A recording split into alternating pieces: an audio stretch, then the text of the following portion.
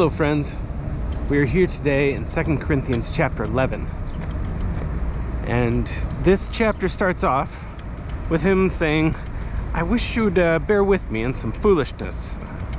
And then he kind of goes off in a tangent. He doesn't tell you the foolishness that he's talking about.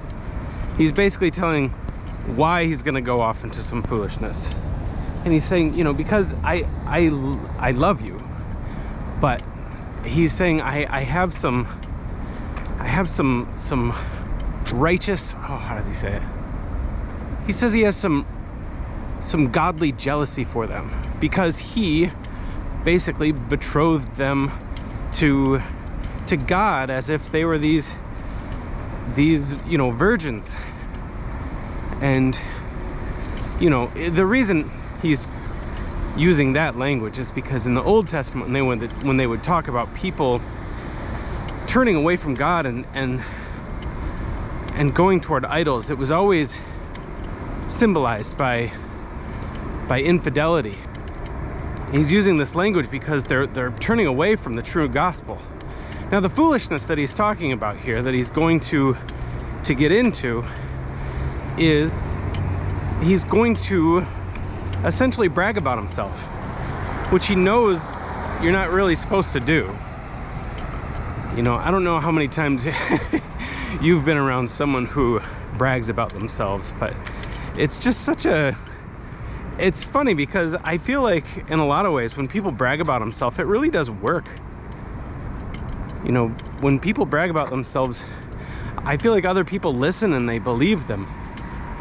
But it's so hard because that when people do that, it's like, why are you just talking about yourself like this? Just because you're bragging about yourself doesn't mean that what you're saying is true.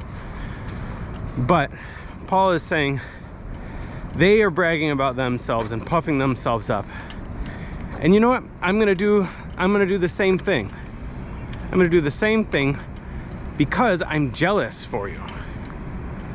And the interesting thing about it, and this may be another part of the foolishness, is that when he talks about the things that he is bragging about, they seem almost counterintuitive.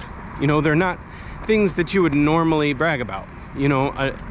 What the other people were seeming to be bragging about is the fact that God is blessing them with wealth and the ability to speak and good health. They're bragging about how God is blessing them. And Paul is coming out and saying how God is using him, and how when God uses him, it means the ways that he's going to suffer. It's interesting that when I look back at the book of Acts, when someone had a dream. I don't remember the guy's name right now. Someone had a dream and they told him to go find Paul, and in the dream he said, I need to show him how much he's gonna suffer for my namesake.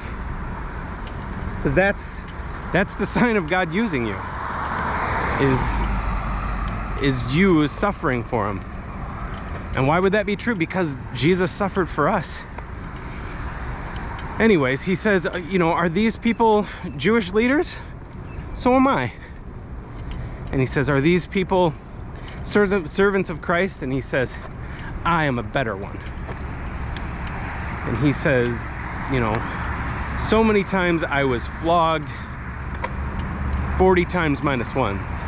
The reason they say 40 times minus 1 is because if it was a full 40, that's considered a death sentence. That's what you give someone who's being beaten to death.